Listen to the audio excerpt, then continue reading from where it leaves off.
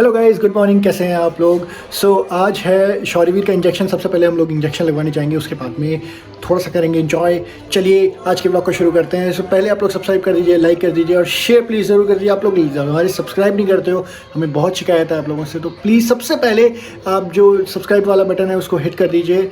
और चलिए आज का दिन शुरू करते हैं। और शौर्यवीर अभी इंजॉय कर रहा है, टीवी देख के।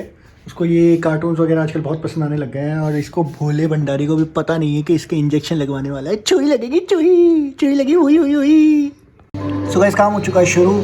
ये निफ्टी का 12 तारीख को हाई लगा था और उसके बाद में जो मार्केट है वो पूरा का पूरा क्रैश होता जा रहा है धीरे धीरे करके।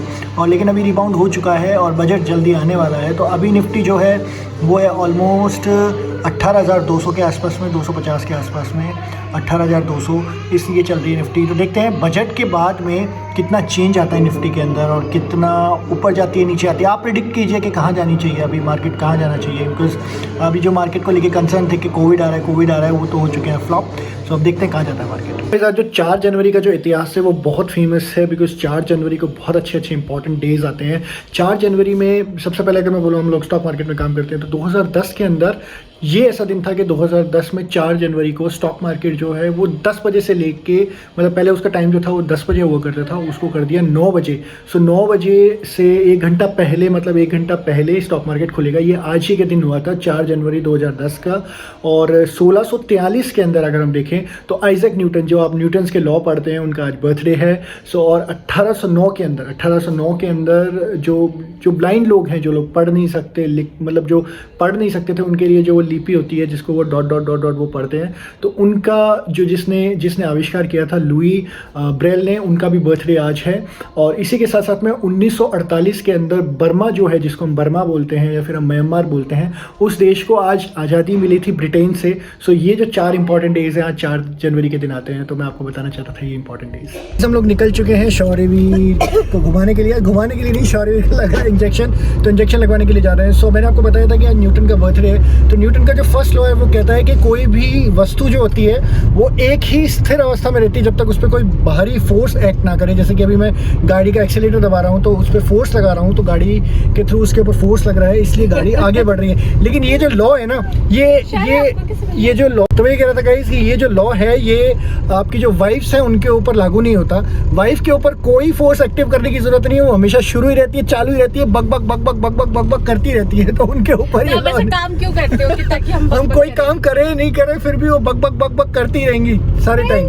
तो गाइस अभी मैं पूछा था आयुषी से कि न्यूटन्स का लॉ क्या है, कौन सा लॉ है? प्लीज मेरी बेइज्जती मत करो। बताओ अभी क्या बता रही थी तुम? एप्पल गिर जाता है। एप्पल गिर जाता है, वो है न्यूटन्स का लॉ। नहीं, न्यूटन्स का जो सेकंड लॉ है वो ये कहता है कि जब आप किसी भी वस्तु पे फोर्स लगाते हैं वो ma के बराबर होती है। मतलब force is equal to mass into acceleration. जैसे कि मैं ये जो फोर्स निकालना चाहता हूँ, ये मास इनटू एक्सेलरेशन करता हूँ, तो ऐसे करूँगा तो फोर्स लगेगा, ऐसे लेकिन मास नहीं आएगा। तो कुछ ना कुछ उसका रिएक्शन होता है, वही रिएक्शन होता है, force is equal to ma। So guys, Shaurya और मैंने लगा दिया ज़्यादा फोर्स, इसलिए हम लोग निकल गए आगे और मम्मी पीछे रह गई है ना, इसलिए हमारा एक्सीलरेशन ज़्यादा है। ये आ गए निदान हॉस्पिटल। ये है शौर्यवीर का फर्स्ट होम, जहाँ से शौर्यवीर पैदा हुआ था, यहीं पे। तो यहाँ पे ये है रिसेप्शन डेस्क और यहाँ से फिर हम लोग अंदर जाते हैं। तो मैम है ये शौर्यवीर की, जो शौर्यवीर की बहुत केयर करती है ना। अभी मैम का नाम है, निदान हॉस्पिटल में है, मैम का नाम है डॉक्टर विभा कोच है। और मैम बहुत अच्छी पीडियाट्रिशियन है, तो किसी भी बच्चे को आना हो तो अभी शौर्यवीर की तबीयत खराब हो गई थी और शौर्यवीर को 1 डोज में मैम ने ठीक कर दिया था, है ना। Very nice of you are coming here. मेरा तो मन कर रहा था मैं नेक्स्ट डे जाके मैम को एक रोज दे करके आ जाऊं। मैम ने ठीक कर दिया एकदम, 1 ही डोज में, है ना। यहाँ पकड़ो, ये शॉर्ट कैसे लेगी, इधर आ जाओ। हाँ, तो शौर्य रोने लग गए। लगा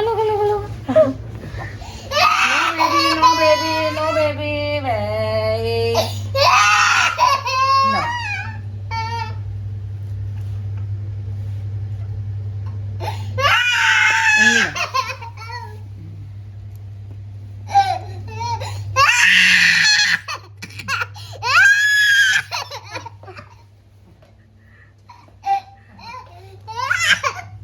के जस्ट बाहर है मेडिकल स्टोर और ये भैया हैं, क्या बहुत अच्छे हैं ये, और खूब हमारे साथ में हंसी मजाक करते रहते हैं। शौर्यवीर भी इंजॉय करता रहता है। मामा बना रखा है।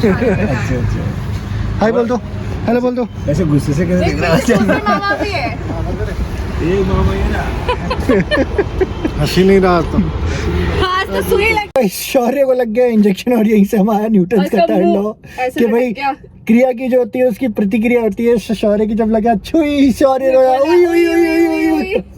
शौर्य का मुंह, लेकिन ये जो लॉ है, फेस दिखा इसका। ये जो लॉ है ये बीवियों के लिए बिल्कुल फिट है कि क्रिया की प्रतिक्रिया आपको हमेशा मिलेगी। आप छेड़ के देखो, 100 गालियां पक्की मिलने वाली है।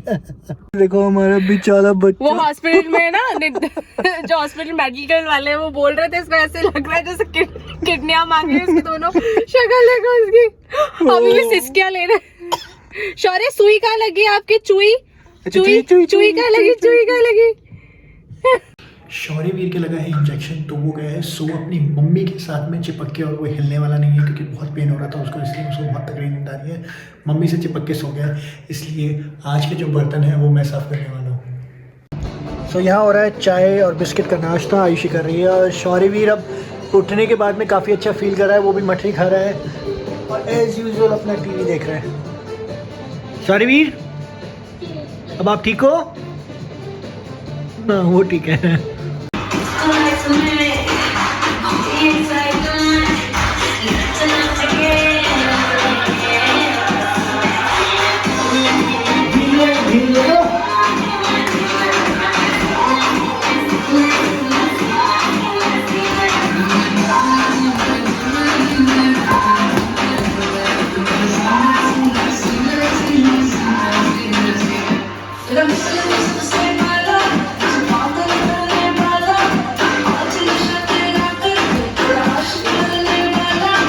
आज का दिन रहा बहुत अच्छा। सो अब हम इस व्लॉग को यहीं एंड करते हैं, मिलते हैं आपसे नेक्स्ट व्लॉग में। Bye bye bye bye.